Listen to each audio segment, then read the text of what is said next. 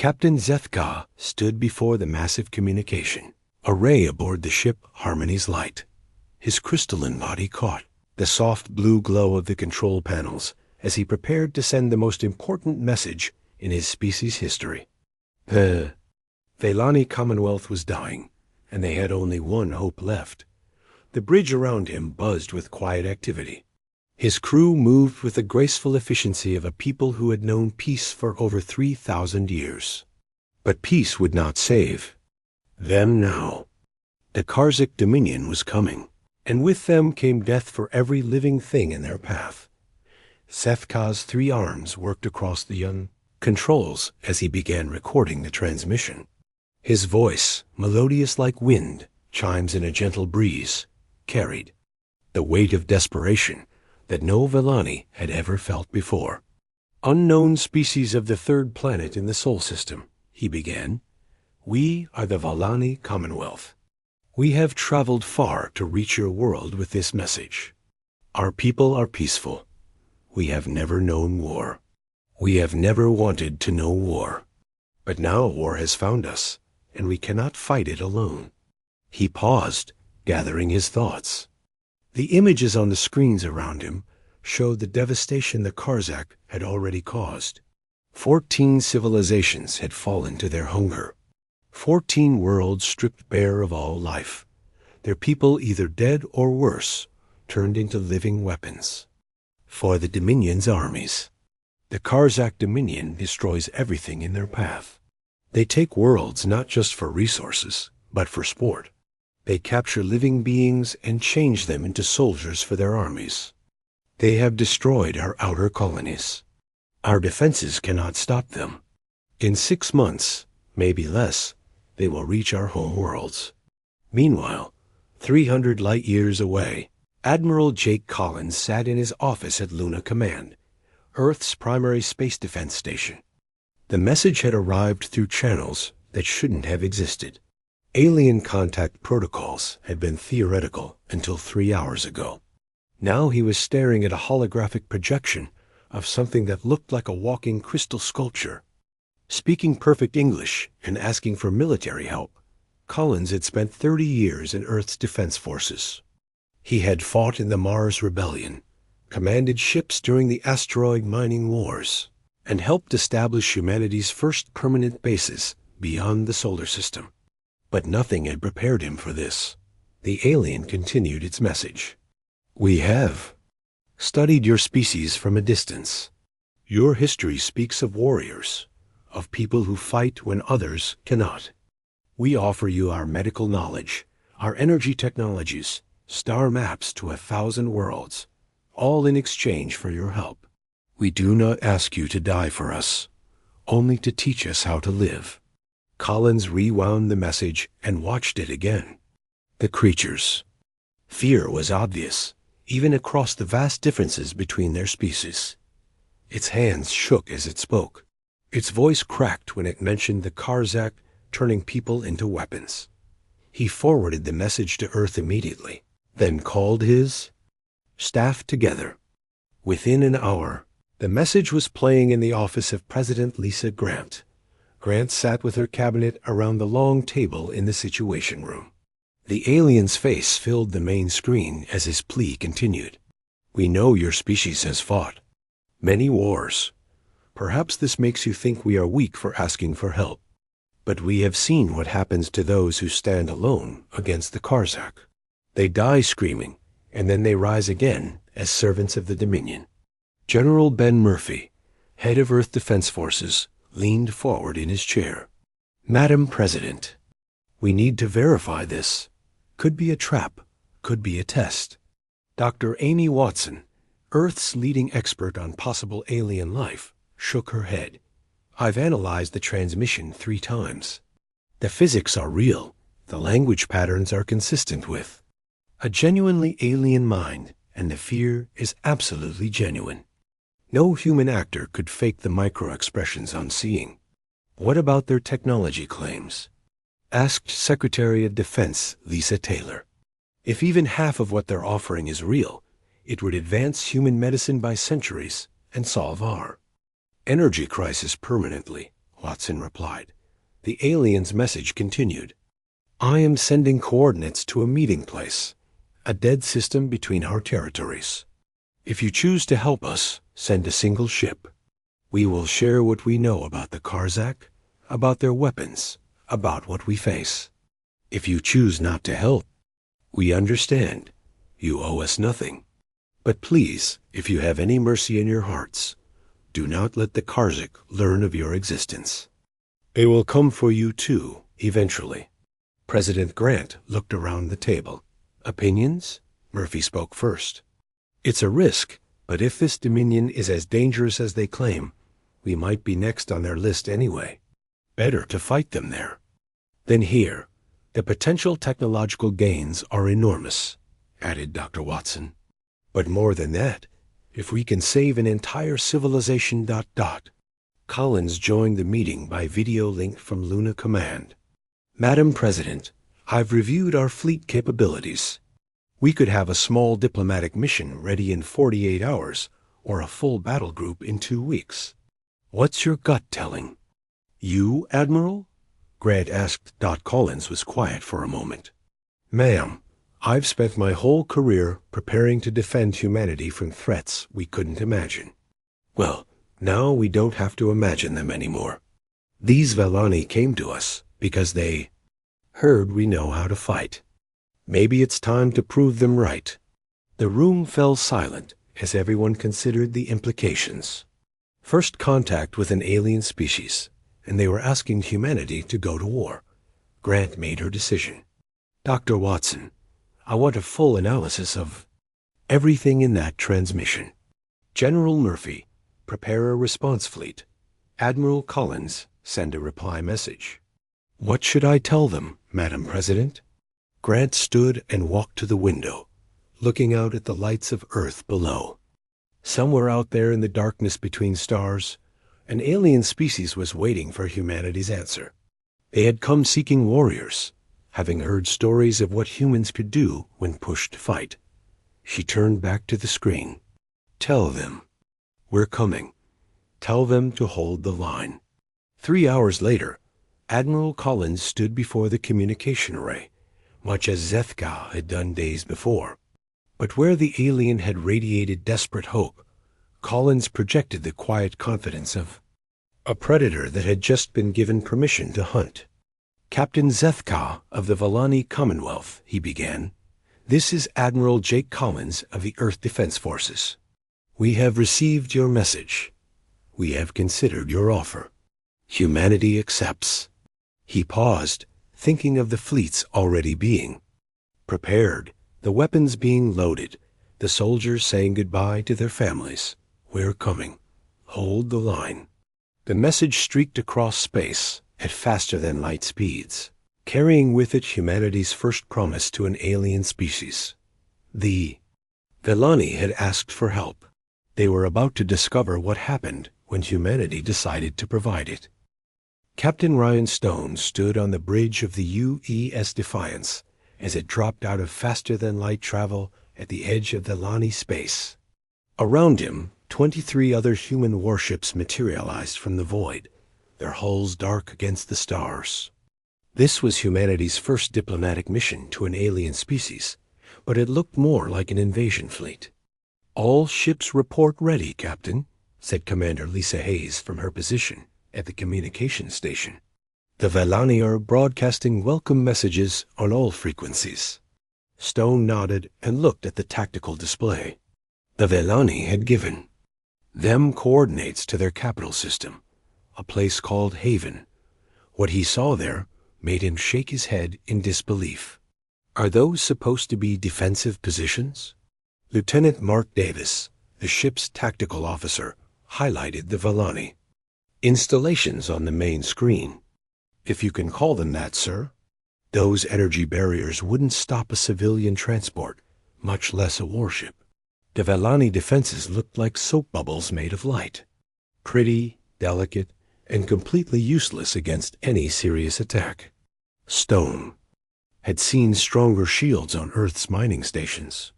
Captain, Hayes called out, we're receiving a personal message from someone called Captain Zethka. He wants to meet aboard their flagship. Stone looked at the Valani ship on the screen. It was beautiful, in the way a piece of art was beautiful, all flowing curves and gentle colors. It looked nothing like a warship. Tell him we'll send a diplomatic. Team over. Colonel Brooks, you're with me. Colonel Kate Brooks had been chosen to lead humanity's first alien diplomatic mission because she understood both war and peace. She had fought in 3 conflicts and negotiated the end of 2 others. As their shuttle approached the Valani ship, she studied the alien vessel's design. No armor plating, she muttered to Stone. No weapon ports, no defensive systems I can identify. How have these people survived this long? The Valani ship's docking bay was unlike anything humans had ever built. Instead of the harsh metal and bright lights of human ships, everything glowed with soft, warm colors. The air smelled like flowers, and gentle music played from hidden speakers. Captain Zethka waited for them with a group of his officers. Alien was even more impressive, in person than in the transmission. His crystalline body stood 7 feet tall, and his 3 arms moved with fluid grace. When he spoke, his voice carried the sound of distant bells. "Welcome, humans of Earth," he said, bowing deeply. "I am Captain Zethka. We are honored by your presence and grateful beyond words for your response to our plea." Colonel Brooks stepped forward. "Captain Zethka, I'm Colonel Kate Brooks. This is Captain Ryan Stone. We're here to assess the situation and determine how best to help your people." Zethka led them through the ship to what humans would call a briefing room. But instead of hard chairs and metal tables, everything was made of some kind of living wood that glowed with inner light. Other Valani officers joined them, each one as graceful and peaceful as their captain. "Show us what we're dealing with," Stone said without ceremony. He was a military man and preferred direct communication. The Valani displayed images of the Karzak attacks on their outer colonies. Brooks had seen combat footage before, but this was different. The Karzak didn't just destroy things, they consumed them. Their ships were massive organic creatures that ate everything in their path, turning raw materials into more weapons and soldiers. "These bioships," Zethka explained, "they grow stronger with each world they consume. They take our people alive and change them into warriors for their armies. The beings you see fighting for the Karzak were once peaceful species like ourselves." Stone watched the footage of Karzak ground forces attacking a Valani city. The enemy soldiers moved wrong, their actions too mechanical, their eyes empty of thought or feeling. "Mind control? Biological modification," said another Valani officer, her voice full of sadness. "They alter the brain, remove free will, and install organic control systems. The person still lives, but they are no longer themselves." Brooks felt cold anger building in her chest. She had seen many terrible things in war, but this was slavery of the worst kind. "How many species have they taken?" 14 civilizations have fallen completely," Zethka replied. "Billions of beings now serve the Dominion against their will. We have tried negotiation. We have tried hiding. We have tried running. Nothing works. They want everything that lives, and they will not stop taking until nothing remains." Stone studied the tactical information the Valani provided. The Karzak had numbers. They had biological weapons that could adapt to new threats, and they had experience consuming other civilizations. But they also had weaknesses. "They're used to easy victories," he said aloud. "Every species they've fought has been peaceful like you. They've never faced real resistance."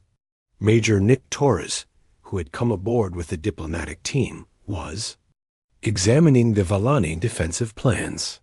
As Earth's leading expert on fortification, his job was to evaluate their military positions. What he found made him angry. "Captain Zethka," Torres said, his voice tight with controlled frustration, You called your main world a fortress. I've seen refugee camps with better defenses. The Valani looked confused. We have energy barriers around all our cities and shield generators protecting our orbital stations. Barriers that a child could walk through, and shields that wouldn't stop a thrown rock, Torres replied. Where are your bunkers? Your kill zones? Your overlapping fields of fire? Where are your weapons? We do not understand these terms. Zethka admitted. Torres looked at Stone and Brooks with an expression that said everything. These people weren't just peaceful, they were completely unprepared for war. They had never even thought about how to fight. Chief Engineer Sam Reed was examining the Valani technology with growing amazement. Their energy systems were centuries ahead of Earth's. Their material science was incredible, and their medical knowledge could revolutionize human society. But they had never thought to turn any of it into weapons. Captain, Reed said to Stone, they have the technology to build incredible defenses. Force fields that could stop anything, materials that could make perfect armor, energy weapons that would make our best guns look like toys. They just never thought to do it. Dr. Helen Price, the mission's psychological specialist, was studying. The Karzak communication intercepts the Valani had provided. What she found chilled her to the bone. Colonel Brooks, she said quietly, the Karzak don't see other species as people. To them, we're all just resources to be processed. They view intelligence and emotion as useful tools, like hands or eyes. They don't hate us or fear us. They just want to use us. Brooks nodded grimly. She had fought human enemies who were cruel or greedy or afraid, but this was different. The Karzak saw every living thing as raw material for their war machine. Captain, Sethka, she said, how long until they reach your core worlds? Our scouts estimate 4 months, perhaps less, the alien replied. Their advanced fleets are already probing our outer defenses. Stone made a decision. We're going to help you, but not the way you might expect. We're not just going to fight the Karzak for you. We're going to teach you how to fight them yourselves. But we are a peaceful people, Zethka protested. We do not know violence. You're going to learn, Torres said firmly, because the alternative is extinction. Over the next week, human engineers and military specialists worked alongside Valani scientists and leaders. The peaceful aliens watched in amazement as their beautiful worlds were transformed into military strongholds.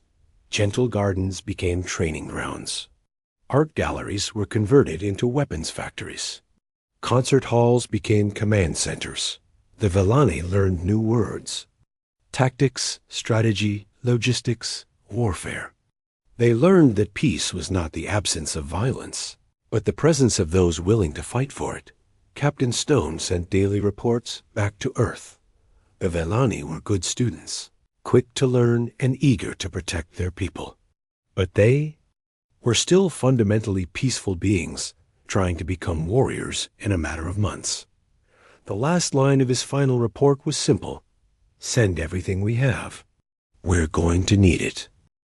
The alarm started screaming at 0347 hours local time. Commander Alex Carter was already awake in his command bunker on Valani Prime when the long-range sensors detected the incoming fleet. He had been expecting this moment for 2 months, ever, since human engineers had finished building real defenses around the Valani capital world. Contact bearing 27 Mark IV, reported Sergeant Lisa King from the sensor station. Multiple ships, biosignatures confirmed. It's them, sir. The Karzak are here. Carter studied the tactical display as red dots appeared at the edge of the system. Hundreds of them, each one representing a living ship bred for war and conquest. The Karzak Dominion had finally arrived to claim their next prize. Send the alert to all stations, Carter ordered. Wake up Captain Zethka and get him down here. It's time to see if all our training paid off. The Karzak fleet moved through space like a swarm of angry insects. Their ships were nothing like human or Velani vessels. Instead of metal and composites, they were made of living tissue that pulsed and writhed as it flew. Some looked like massive jellyfish with weapons growing from their bodies, like thorns. Others resembled flying squid with tentacles that could grab and crush smaller ships. At the center of the fleet was the largest bioship anyone had ever seen. It was the size of a small moon, covered in eyes and weapons, and docking ports where smaller ships nestled like parasites on a whale. This was the flagship of Warlord Thax Prime, supreme commander of the Karzak forces in this sector. The warlord himself stood in the control chamber at the heart of his ship. He was 8 feet tall and covered in chitinous armor that had grown from his own body. His forearms ended in razor-sharp claws, and his head was crowned with sensory spines that could detect fear from 1,000 miles away. "Status report," he commanded in a voice like grinding stone. "The prey world shows unusual energy readings," reported his tactical officer, a creature that had once been from a peaceful species called the Moor. Now it was just another tool in the Dominion's arsenal, its original personality buried under layers of biological control systems. "Unusual how?" Thax Prime asked. "Defensive installations that were not present in our previous reconnaissance. The planet has been fortified." The warlord laughed, a sound like breaking glass. "So the Velani have finally decided to fight. How amusing. It will make their destruction more satisfying." He activated the fleet-wide communication system. "All ships prepare for standard intimidation protocol. Let these creatures see what happened to those who resisted us before."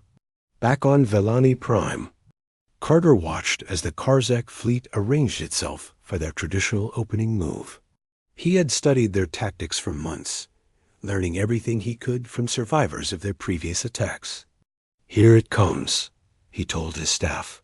"They always start the same way." The main screen lit up with an incoming transmission from the Karzak flagship. Warlord Thax Prime's face appeared, surrounded by the writhing organic walls of his command chamber. Behind him, other screens showed scenes of horror from the Dominion's previous conquests. "Creatures of this system," the warlord began, his voice carried across all frequencies. "I am Thax Prime of the Karzak Dominion. You have been chosen for absorption into our empire. Your resistance is meaningless. Your weapons are useless. Your courage is pointless." The screens behind him showed cities burning, people running in terror, and worst of all, the conversion chambers where captured beings were transformed into Karzak soldiers. The images were designed to break the will of any species that saw them. "Surrender now," Thax Prime continued, "and your integration into our forces will be swift and painless. Resist, and we will ensure your suffering lasts for generations. You have one of your local hours to decide." The transmission ended, and silence fell over the command bunker. This was always the moment when other species gave up hope. The Karzak had refined their intimidation tactics over centuries of conquest. But Commander, Carter was not from a species that surrendered easily. "Communications," he said calmly. "Open a channel to the Karzak flagship." "Sir?" Sergeant King looked confused. "Are we going to negotiate?" "Not exactly," Carter replied with a cold smile. "Patch me through to all human ships and ground stations. I want everyone to hear this." The channel opened, and Carter stood before the camera.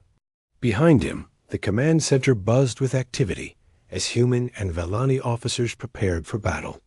"Warlord Thax Prime," Carter began, his voice steady and professional.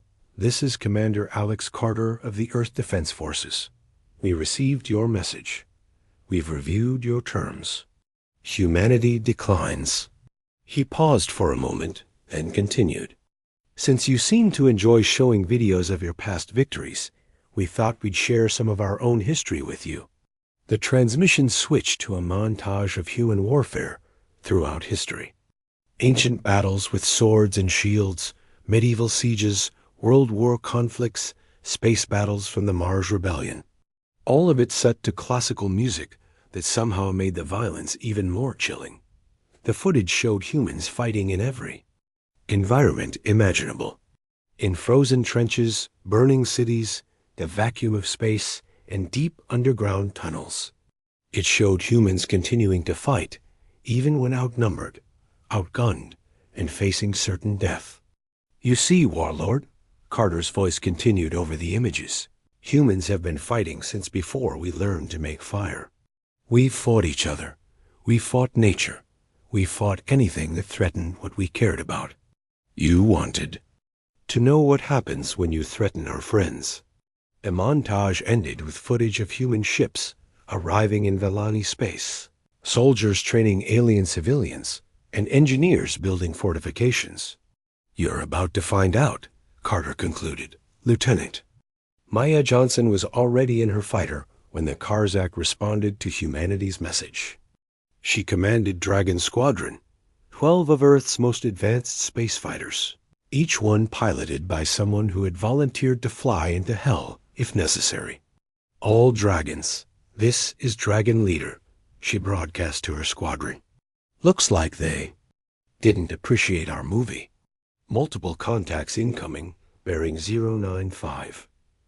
Let's show them how humans say hello. The Karzak had responded to humanity's defiance with immediate attack. Their forward scouts, ship-sized creatures that looked like flying manta rays, swept toward Vellani Prime at incredible speed. They expected to brush aside whatever feeble defenses the system might have. Instead, they flew directly into the first human-designed kill zone ever deployed in alien space. Johnson's fighters hit them from above, while ground-based missiles struck from below. The Karzak scouts found themselves caught in a crossfire that tore them apart in seconds. These were not the energy bolts and plasma beams they were used to. These were kinetic weapons designed to punch through armor and explosive. Warheads meant to kill living tissue. Dragon Leader to command, Johnson reported as she watched burning Karzak ships spiral toward the planet. Splash 9 bandits. 2 got away, but they're running scared. The survivors fled back to the main fleet, carrying news that the defenders had weapons unlike anything the Karzak had encountered before. Warlord Fax Prime studied the tactical reports with growing interest rather than concern. So, he mused, these humans think they know war. How refreshing. It has been too long since we faced prey with claws. He turned to his tactical officer. Deploy the second wave. Full bioship assault. Let us see how well these creatures fight when facing our true power. Commander Luke Davis watched from the bridge of the UES Vengeance as the Karzak main fleet began its approach. His ship was positioned at the edge of the system's asteroid field, hidden among the rocks like a predator waiting to strike.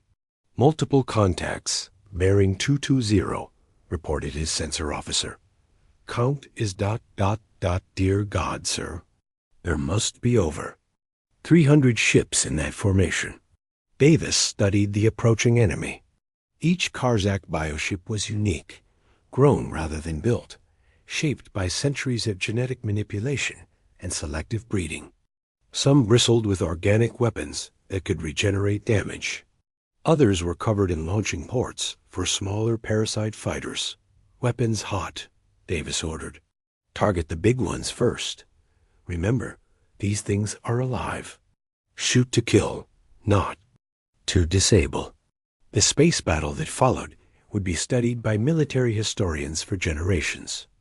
The Karzak attacked with the fury of living hurricanes, their bioships regenerating damage as fast as conventional weapons could inflict it. But humans had not brought conventional weapons. Davis watched his plasma cannons burn through regenerating tissue faster than it could heal. His missile salvos carried warheads designed to kill biological targets, filling enemy ships with toxins and acids that made healing impossible. Target destroyed, called his weapons officer as a Karzak cruiser-sized. Creature burst apart in a shower of organic debris. These biotoxin warheads are incredibly effective, sir. But the Karzak kept coming. For every ship destroyed, 2 more took its place. They began to adapt, growing thicker armor, developing resistance to human weapons. The battle was far from over. In his command bunker, Carter received reports from across the system. The human fleet was getting better than it got, but they were vastly outnumbered. The real test would come when the Karzak reached the planet itself. Sir, Sergeant King called out, incoming priority transmission from the Karzak flagship. The emergency session of the United Nations had been called at 4 a.m, Earth time. Representatives from every nation crowded into the assembly hall as Senator Paul Mitchell stepped up to the podium. Behind him, massive screens showed real-time footage from the battle at Villani Prime, where human ships were fighting for their lives against an alien armada. Ladies and gentlemen, Mitchell began, his voice carrying to every corner of the hall. 3 hours ago, the Karzak Dominion intercepted our deep space communications. They know where Earth is located. They have declared humanity a virus that must be cleansed from the galaxy. A wave of shocked murmurs swept through the assembly. The alien war that had seemed so distant suddenly felt very close to home. The enemy has demanded our immediate surrender, Mitchell continued. They want us to recall our fleets, abandon our allies, and prepare our population for what they call integration into their empire. I am here to tell you what our response will be. He paused, looking out at the faces of humanity's leaders. Fear was there, but also anger and determination. They wanted to see what humans do when backed into a corner. They threatened our families, our children, our very existence. Ladies and gentlemen, they are about to learn what total war means. The vote was unanimous. Every nation on Earth agreed to mobilize everything they had for the war effort. Within hours, the largest military buildup in human history was underway. Admiral Grace Foster stood in the command center of the Luna shipyards, watching as the orbital facilities transformed before her eyes. The shipyards that had been building commercial vessels and exploration ships were now retooled for war production. Every available resource was being poured into creating the largest fleet humanity had ever assembled. Status report, she called to her chief of operations. Ma'am, we have 47 shipyards operating at maximum capacity, replied Captain Tony Clark. The civilian yards have been converted to military production. We're launching 3 new destroyers every day, and the first of the new supercarriers. We'll be ready in 6 weeks. Foster nodded as she watched a massive hull taking shape in the construction bay nearest to her observation deck. The U.S. Retribution was going to be the largest warship ever built by human hands. It could manufacture its own fighters and ammunition while traveling between stars, turning it into a mobile fleet base. What about the asteroid belt operations? She asked.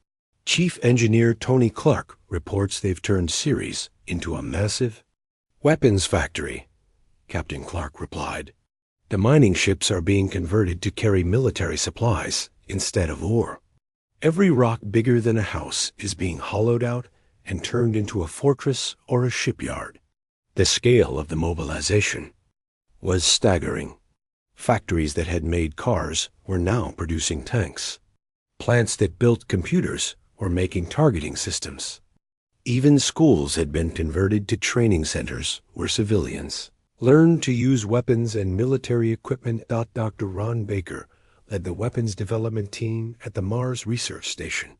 When the war began, he had been working on new ways to mine asteroids more efficiently. Now he was designing weapons specifically meant to kill Karzak bioships. The problem, he explained to his team, is that these creatures can heal damage faster than most weapons can cause it. We need something that not only hurts them, but prevents them from recovering.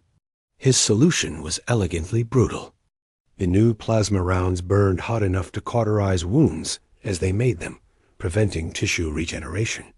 The biotoxin missiles carried viruses designed to attack Karzak nervous systems.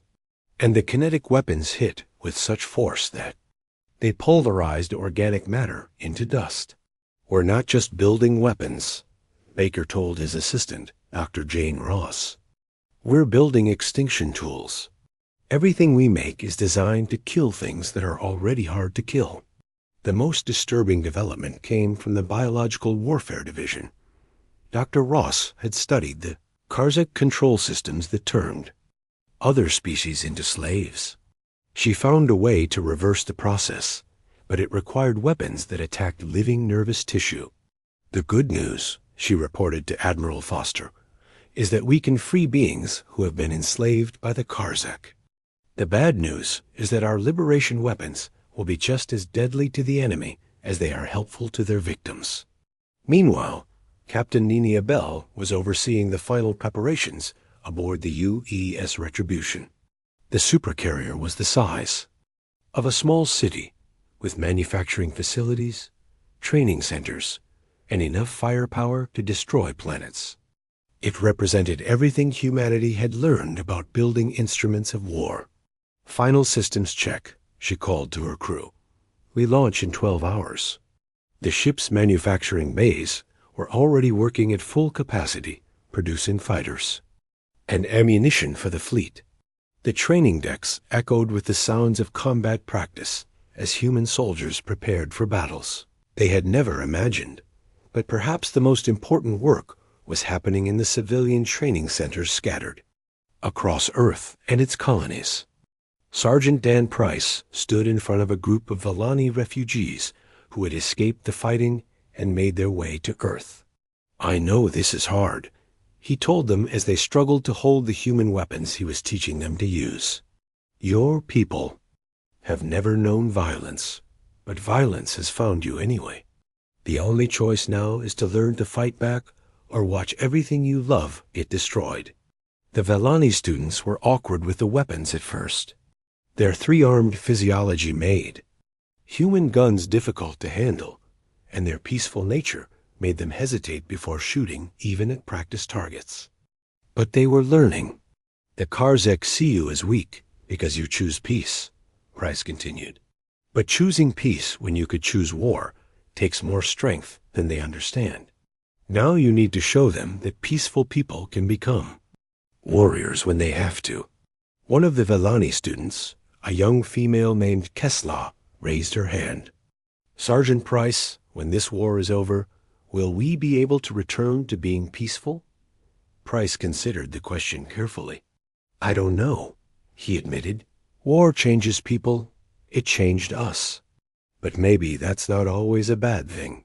Maybe being willing to fight for peace makes the peace stronger." The training continued around the clock. Humans teaching aliens to kill, aliens learning that sometimes violence was the only way to protect what they loved. Both species were changing in ways they had never expected. Back at Valani Prime, Commander Carter received regular updates from Earth about the mobilization. The numbers were staggering. Humanity was building the largest war fleet in galactic history, with weapons designed specifically to kill the Karzak and tactics developed from thousands of years of human warfare. "Sir," Sergeant King called from her station. "Incoming transmission from Admiral Foster." Foster's face appeared on the main screen, and behind her, Carter could see the massive shipyards of Luna working day and night. "Commander Carter," she said, "I want you to send a message to Warlord Thax Prime. Tell him that what he's seen so far is just the beginning. In 6 weeks, the full might of humanity will arrive in his space. And we won't be coming to defend. We'll be coming to destroy." Carter smiled grimly. "What should I tell him about our objectives, Nam?" "Total victory," Foster replied without hesitation. "The Karzak wanted to see what happens when they threaten humanity. We're going to show them exactly what that looks like." The message was transmitted to the Karzak flagship within the hour. Warlord Thax Prime listened to it with growing interest, rather than concern. No species had ever threatened the Dominion with total war. Most barely managed to offer resistance before being overwhelmed. Fascinating, he said to his tactical officers. These humans continue to surprise me. They speak of destroying us as if it were a simple matter. Should we be concerned, Warlord? Asked his chief advisor, a being that had once been called Mor-Ka before being converted into a Karzek tool. Concerned? No. Thax Prime replied. Intrigued? Absolutely. I find myself looking forward to seeing what these creatures can actually do when they arrive in force. He turned to the tactical display showing the human defensive positions around Villani Prime. The humans had fought well, but they were still vastly outnumbered. When the Dominion's main fleet arrived, even human ingenuity would not be enough. Continue the assault, he ordered. Let us see how long their defenses can hold. When they finally break, these humans will make excellent additions to our forces. Their aggression and tactical skills will serve the Dominion well. But in the depths of space, hundreds of human ships were already on their way. Each one carried weapons designed to kill living ships, soldiers trained to fight alien enemies, and the accumulated fury of a species that had just been threatened with extinction. Karzek had asked for war. Humanity was about to deliver it. The human fleet dropped out of faster-than-light travel at the edge of Karzak space like a storm made of metal and fury. Admiral Jake Collins stood on the bridge of his flagship, the UES Earth's Wrath, and watched as over 800 human warships materialized around him. It was the largest military force humanity had ever assembled, and every ship carried weapons designed for one purpose: the complete destruction of the Karzak Dominion. Admiral, reported Captain Niam Bell from the supercarrier UES Retribution, all fleets report ready for combat operations. We have 1,500 fighters ready to launch, and enough ammunition to fight for 6 months without resupply. Collins nodded as he studied the tactical display. The Karzak had gathered their greatest armada in the home system of Gorthka, expecting to crush any human attack with overwhelming numbers. What they had not expected was for humanity to bring everything they had built in the past 6 months. Send the message. Collins ordered. The transmission went out on all frequencies, directed at the massive biofortress that served as Warlord Thax Prime's headquarters. The message was simple and delivered in Collins' steady, professional voice. Warlord Thax Prime, this is Admiral Jake Collins of the Earth Defense Forces. You declared war on humanity. You threatened our families and our children. You said you would consume our civilization like you consumed the others. We received your message. Now, here is our response. The transmission ended without demands for surrender or offers to negotiate. There would be no mercy given and none asked for. Captain Roy Evans commanded the assault ship U.E. Samur, leading the first wave of the attack on the Karzek fortress world of Gorthka. The planet below was covered in massive organic structures that pulsed with unnatural life. These were the breeding facilities where the Karzak created their bioweapons and converted captured beings into slave soldiers. Target confirmed, Evans reported to his crew. Those structures down there are where they make more of themselves and where they torture other species into serving them. Our job is to make sure they never do it again. The landing began at dawn, local time. Human drop. Ships descended through the planet's atmosphere while the biodefenses tried to swat them from the sky. But the Karzak had never faced an enemy that planned for massive casualties and kept fighting anyway. Sergeant Lisa Taylor led her Marine unit into the first breeding complex. The interior was a nightmare of living walls that bled when damaged and corridors that tried to close around the intruders. But human soldiers had trained for fighting in hostile environments, and they came prepared. Flame units forward. Taylor ordered as her troops advanced through the organic maze. Burn everything. These structures can heal from normal damage, but they can't regrow from ash. The flamethrowers turned the living corridors into furnaces. Behind the assault teams, demolition experts placed charges designed to bring down the entire complex. Within hours, breeding facilities that had taken decades to grow were reduced to smoking ruins. But the real horror was what they found in the conversion chambers. Thousands of beings from dozens of different species hung in organic pods, their minds being slowly rewritten by Karzak biotechnology. Some had been there for years, others for decades.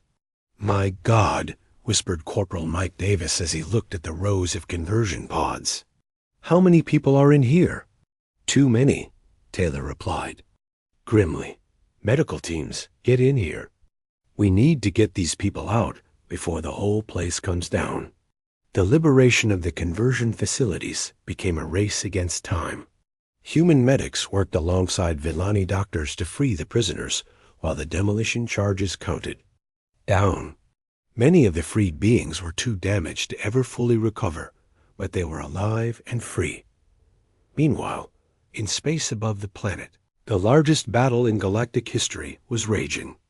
The Karzak had assembled every bioship in their empire, creating a living armada that stretched across hundreds of thousands of kilometers. But humanity had brought weapons specifically designed to kill living things. Colonel Fred Lewis commanded.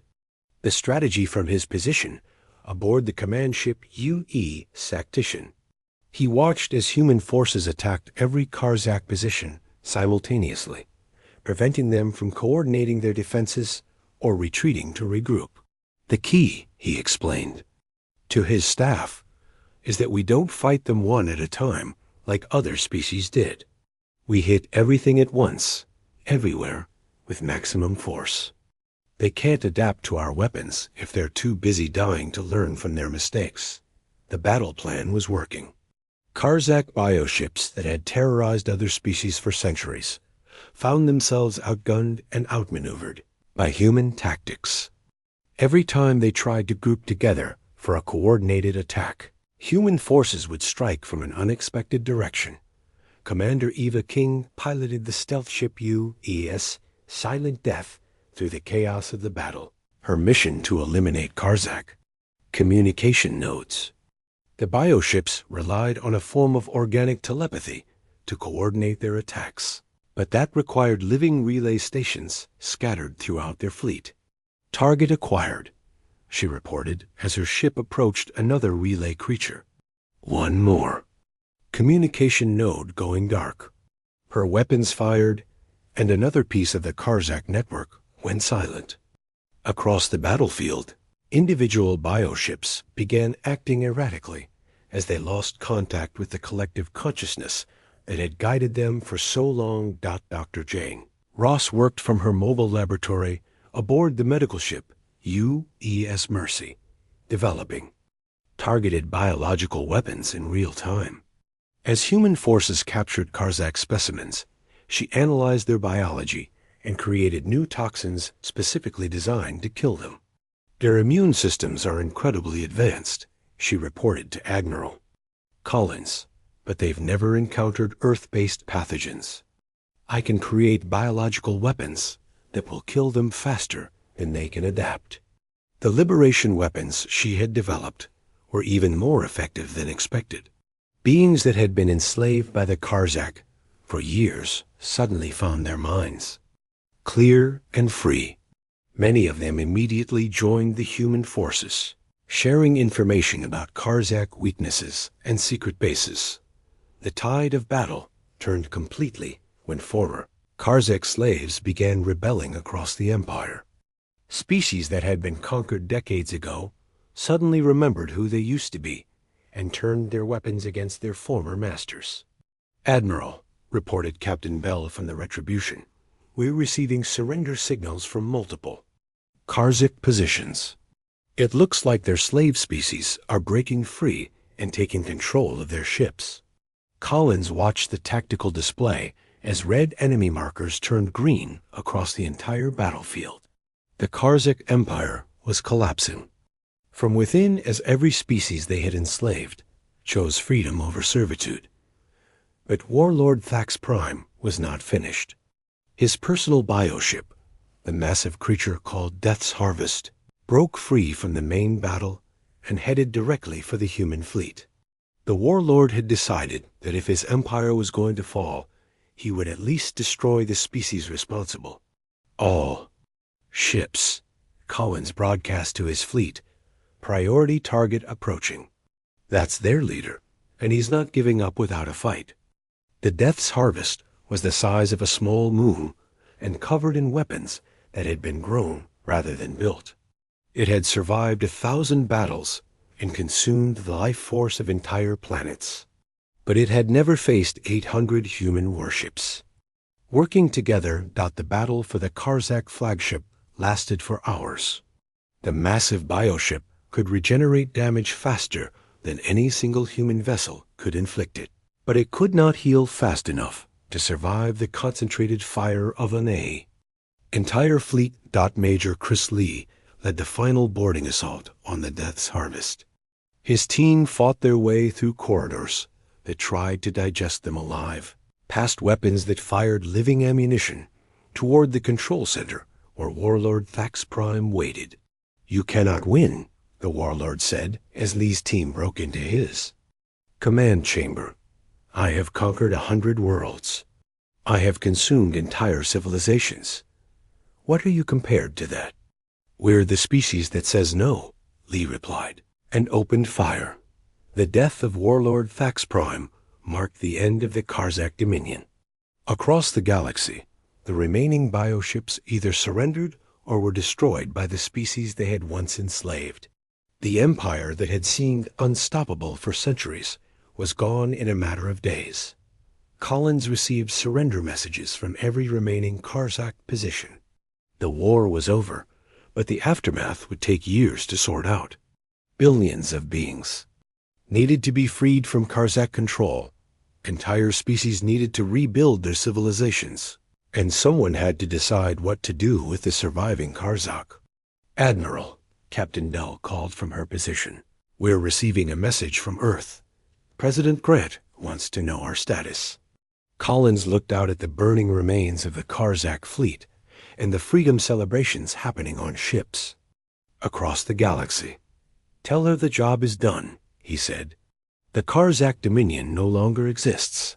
Every enslaved species is free, and the galaxy is safe."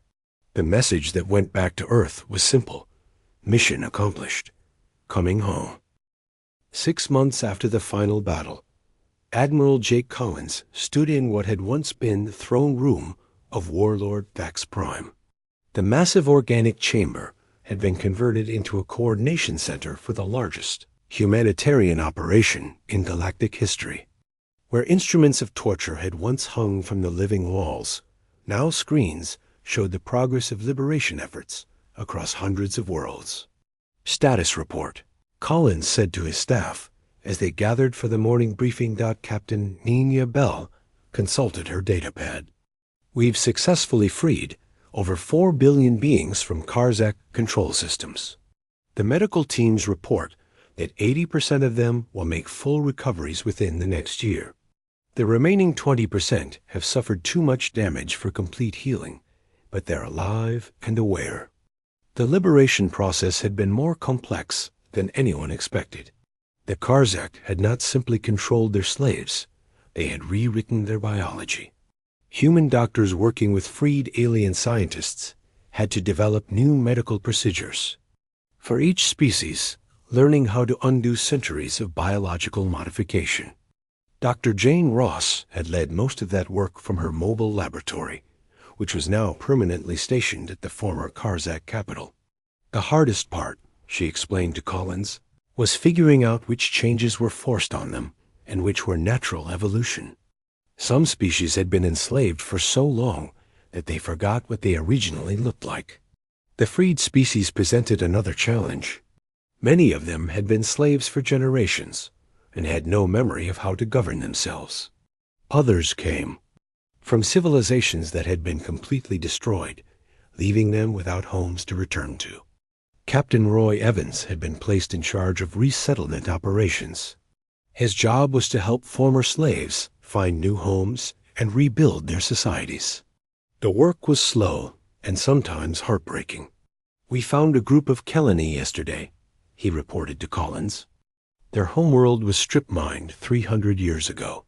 They've been slaves for so long that they don't even remember what their original language sounded like. We're trying to piece together their culture from fragments, but most of it is lost forever." Not all the news was sad. Many species had managed to preserve their cultures despite centuries of slavery. They were eager to return home and rebuild their worlds with the technology and knowledge they had gained during captivity. The more were one of the success stories. They had been one of the first species conquered by the Karzak, but they had secretly maintained their traditions and history through coded songs that their captors never understood. Now they were leading the reconstruction of their homeworld with an enthusiasm that inspired everyone around them. Captain Zethka had become the unofficial ambassador between humanity and the freed species. His ship, the Harmony's Light, served as a mobile embassy, traveling between worlds to coordinate reconstruction efforts. "The gratitude is overwhelming," he told Collins during one of their regular meetings. "Every species we visit wants to know how they can repay humanity for their freedom. They offer us technology, resources, even entire planets. But your people keep refusing payment." Collins smiled.